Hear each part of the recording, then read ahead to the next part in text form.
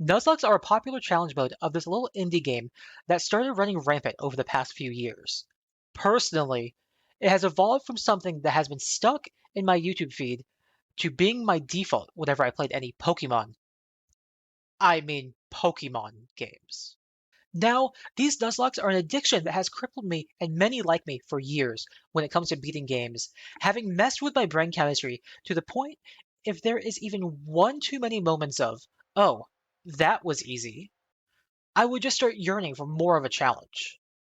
A want, a need to play through the game in a way that will not only challenge myself, but even have the possibility of making me relapse on my greatest addiction and going back to playing my comfort game, RuneScape. And sadly, while playing through the most recent release from Malarian Studios, a familiar feeling started to bubble up. A feeling that grew unsated throughout the entirety of the second act of the now world-renowned Baldur's Gate 3. And you know that feeling. The nagging feeling of, well, maybe the boss will be harder next time. So, when I had my first encounter with the big bad of the second act, my expectations for his fight were somewhat lifted. However, once I got to that fight, I did find myself somewhat disappointed in it. The fact that the penultimate fight of the act was such an easy one felt like a slap in the face. The fact that it followed the gauntlet of even getting to that boss room just to be overshadowed by a single healing station that sat outside of the room. The hardest time I had was fighting the mind flayers on the way to the boss room.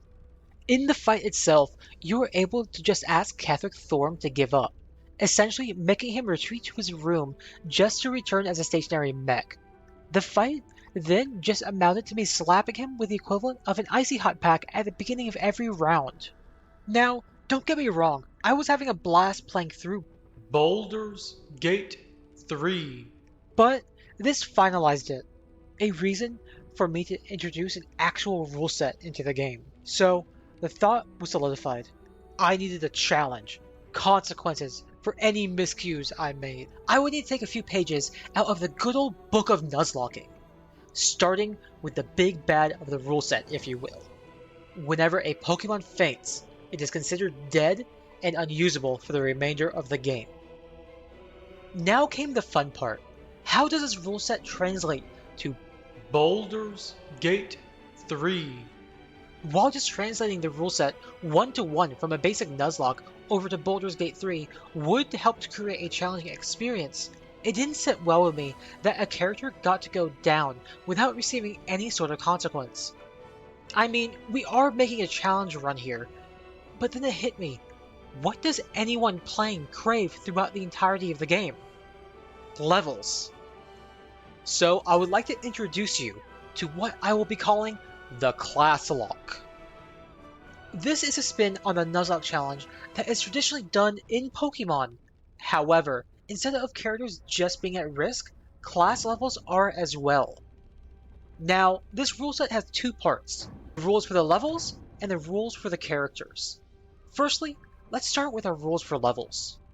Much like a traditional Nuzlocke, if a character dies, they are lost forever. Gone to the void, never to be seen again. However, along with them no longer being available to play, any levels they had are also no longer available to use. Let's take a level 8 Shadowheart for example. If she goes down, then I am now unable to use half rounded down of whatever level she was using at the time she went down. Meaning, I would then be locked out of 4 levels of Cleric, leaving only 8 for the rest of the run. Continuing on this, if she were to die when she goes down, then I would not only lose access to her character, but all 8 levels that she had, along with whatever subclasses she was spec'd into. So if she was an 8th level Trickery Domain Cleric, I would lose access to that Trickery Domain. Now that we have the basic leveling rules down, why don't we talk about multiclassing and how that would work with this rule set? With the insane benefits you can gain from multiclassing, I decided there must be some extra risk to counter the massive benefits that it gives. So, for multiclassing with any character, it will work slightly differently. Instead of losing half of the levels rounded down on a character for a pure class build, it would now be rounded up for a multiclass build. This means if a 6th level character that is multiclassed into 2 3rd level classes were to go down, then I would lose access to 2 levels of both classes. However, if that character were to die, then they would lose all levels invested along with any subclasses that they were in. So let's take a 6th level character and then let's split them into 2 classes, a 3rd level Shadow Monk and then a 3rd level Thief Rogue multiclass. If this character were to fully die, I would no longer be able to use any of the levels that they had equipped. This means I would lose 3 levels in Rogue and 3 levels in Monk, along with either subclass that they had. So I would lose the Shadow subclass for Monk and the Thief subclass for Rogue as well. This leaves one last rule. Unless that character goes down, no releveling through Withers.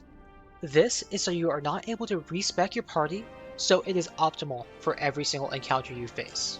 Now for our second set of rules, the character rules. Throughout the entirety of Baldur's Gate 3, there are a total of 10 playable companion characters that can join your party throughout the game, alongside 12 hirelings through Withers. This makes a total of 22 playable characters that I will have access to throughout the journey. That being said though, every character will not have access to every single character class that is available. If we take a look at all the class options, we are able to split them into 3 categories: casters, half-casters, and marshals. What determines a character's class is their native class, or the class that they start the game as. This makes full casters only able to use caster classes, and marshals only able to use marshal classes, with half-casters having the best of both worlds, with them being able to go into either marshals or caster classes. This is due to their native class being able to do both magic and melee combat effectively. Using this rule set, it would create both legal and illegal builds for characters. Minthara, for example, is a half-caster as she starts the game as a paladin.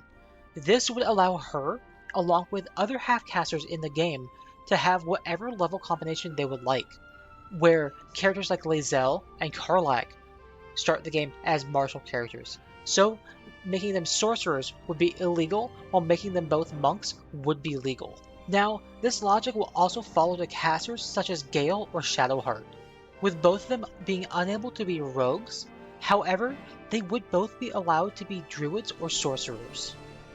Now, with this rule set out of the way, why don't we jump into our journey and introduce ourselves to our main character, Strings. Strings is a little bit of a special case, as the permadeath rules would not follow him, as he would be taking on the place of a trainer in a traditional Nuzlocke. In the case of a certain class, he will be classified as a half-caster, allowing him to be whatever class he desires to be.